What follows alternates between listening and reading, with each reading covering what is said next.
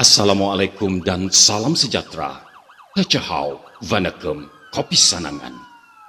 Bahagian siasatan jenayah komersial IPD Ranau ingin menyampaikan sedikit pesanan ringkas tentang tren terkini jenayah komersial yang semakin membimbangkan.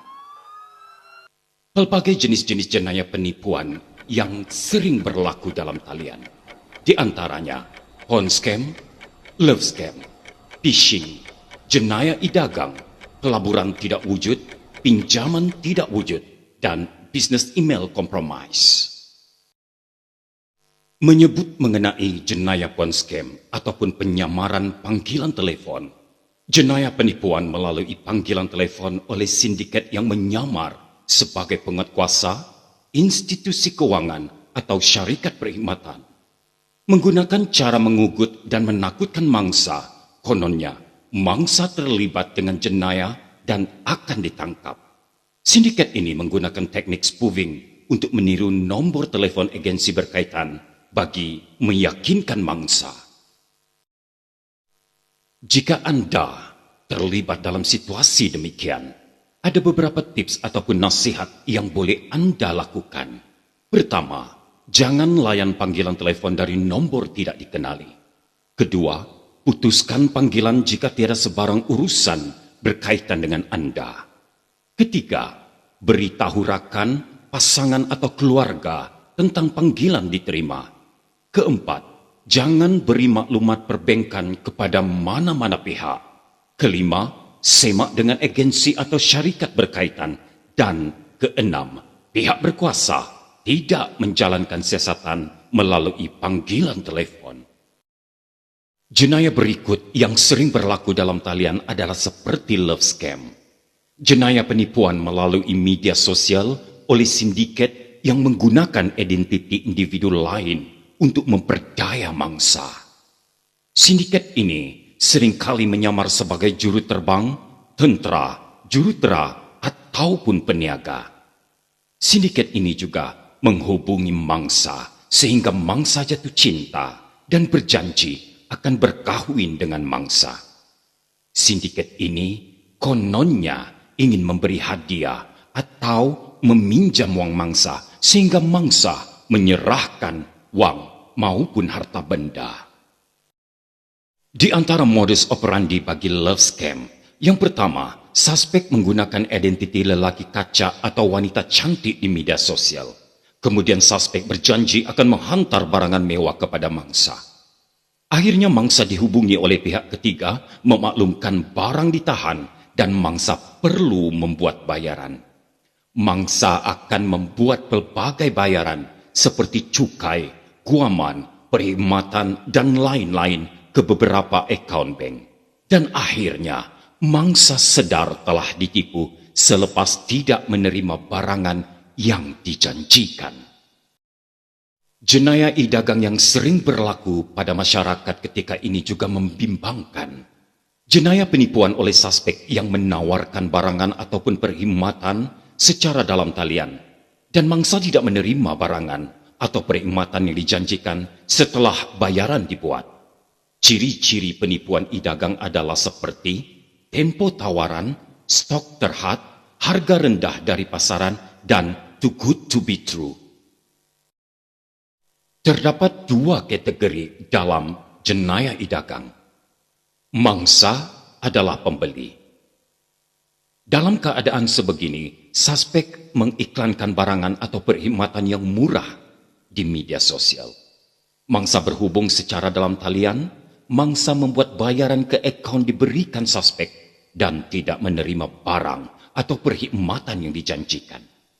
Kategori kedua, mangsa adalah penjual. Mangsa mengiklankan barangan di media sosial.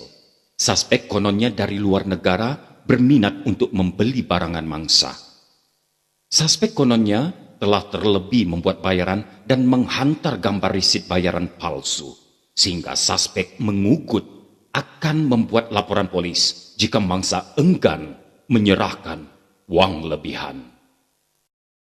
Seterusnya, penipuan yang lain sering berlaku atas talian, yaitu tren semasa, tipu tawaran kerja dalam talian, ataupun job scam. Mangsa melihat iklan tawaran kerja di media sosial ataupun aplikasi pesanan, Telegram ataupun WhatsApp. Kemudian mangsa diberikan tugasan untuk like, follow, dan screenshot iklan atau akaun media sosial tertentu. Kononnya bertujuan menaikkan rating jualan. Kemudian mangsa perlu membuat bayaran untuk setiap task dan dijanjikan pulangan modal bersama komisen. Mangsa juga menerima pulangan uang bersama komisen untuk 1 hingga 3 task pertama. Akhirnya mangsa terus membuat bayaran bagi task dengan jumlah yang lebih tinggi. Dan mangsa tidak lagi menerima pulangan dengan pelbagai alasan oleh pihak suspek. Jika Anda terlibat dalam situasi demikian, ada 4 tips dan nasihat yang harus Anda lakukan. Pertama, jangan percaya pada tawaran too good to be true. Kedua, beli dari platform yang mempunyai ciri keselamatan yang boleh dipercayai. Ketiga, semak review dan komen pengguna lain. Keempat, semak nombor akaun dan nomor telepon di portal Semak Mule sebelum membuat pembayaran. Jenis penipuan yang seterusnya adalah phishing, di mana kaedah mendapatkan maklumat pribadi atau data perbankan mangsa melalui aplikasi atau laman web palsu yang menyerupai laman web asal. Suspek akan menghantar link atau aplikasi telepon bimbit untuk mangsa mengisi maklumat perbankan. Suspek juga akan memindahkan uang mangsa ke akaun keldai lain tanpa pengetahuan mangsa. Di antara jenis-jenis phishing, seperti kemas kini account bank. Kedua, menang hadiah ataupun bantuan. Dan ketiga, muat turun aplikasi. Di antara modus operandi jenis penipuan sebegini, mangsa menerima pautan link ataupun file APK dari individu tidak dikenali melalui telepon bimbit ataupun email. Kemudian mangsa menekan pautan atau install file APK di telepon bimbit mangsa.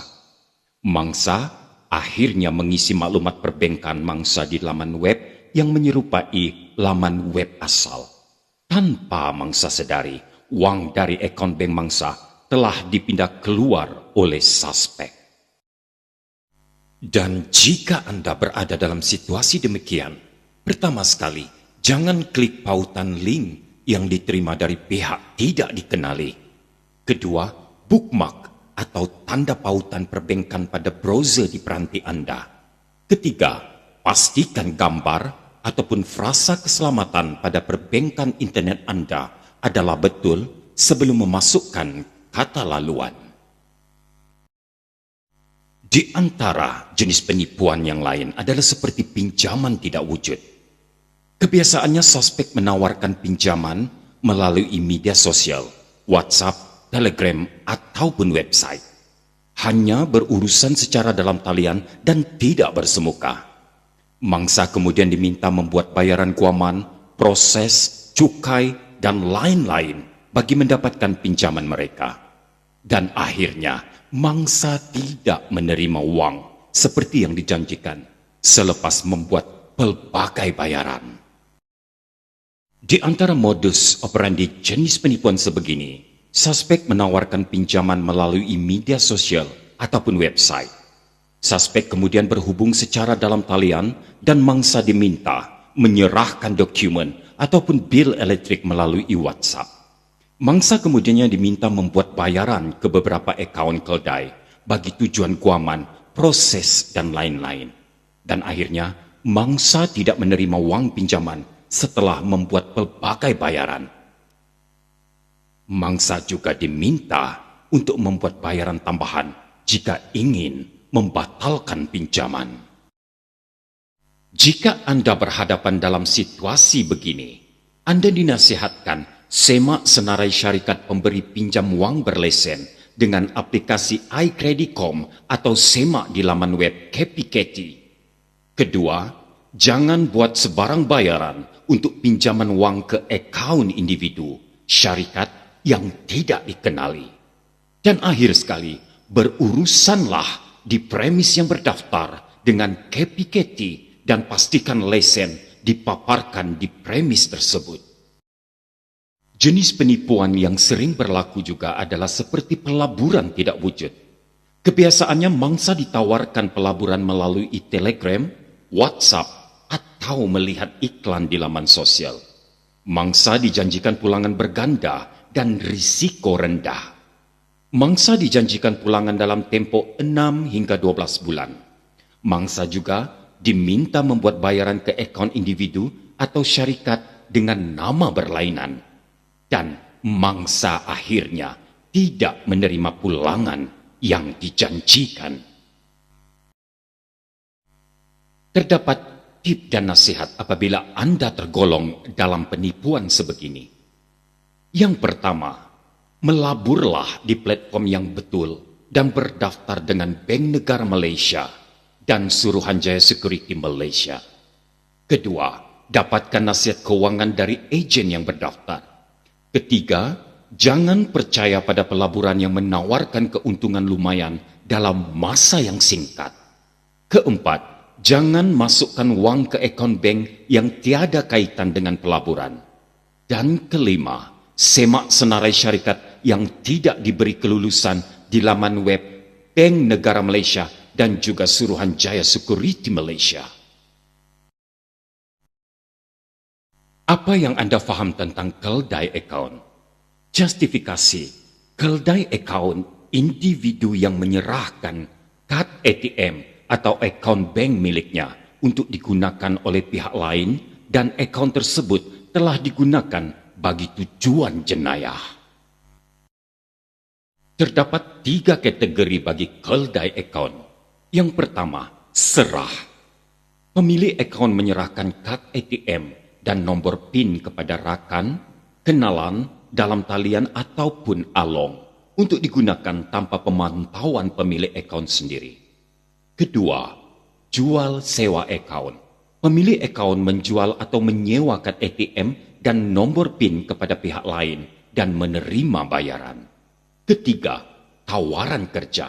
Pemilik akaun ditawarkan pekerjaan untuk membuat transaksi wang dari akaun persendirian ke akaun pihak ketiga dan dibayar komisen. Bagi mereka yang terlibat dalam keldai akaun, terdapat peruntukan bagi undang-undang dan hukuman. Dalam Seksyen 424 Kanun Keseksaan, mengalih atau menyembunyikan harta secara tidak jujur atau secara fraud. Hukuman, penjara boleh sampai 5 tahun atau dengan denda atau dengan kedua-duanya. Kedua, Seksyen 29-1 Akta Kesalahan Kecil memiliki harta secara curang. Hukuman didenda tidak lebih RM1.000 Malaysia atau penjara tidak lebih 1 tahun atau kedua-duanya. Jika Anda, rakan maupun saudara mara yang terlibat dalam jenis-jenis penipuan seperti tadi, hubungilah talian 997. Talian 997, Pusat Respons Scam Kebangsaan NSRC. Jika Anda mangsa penipuan cyber, hubungi bank Anda atau NSRC dengan segera bagi menyekat pengeluaran wang Anda. Pastikan Anda memberikan maklumat berikut ketika menghubungi NSRC. Insiden penipuan, maklumat komunikasi dengan suspek, dan maklumat transaksi yang telah berlaku. Bagi perkhidmatan JSJK Semak Mule pula, dapatkan di Google Play Store, cek Scammers CCID atau layari semakmule.rmp.gov.my. Bahagian Siasatan Jenayah Komersial IPD Ranau mengucapkan jutaan terima kasih di atas keprihatinan Anda bagi bekerja sama untuk membantras skamer-skamer yang semakin berleluasa. Be smart, stay alert. Salam sejahtera, Tajahau, Vanakem, Kopi Sanangan.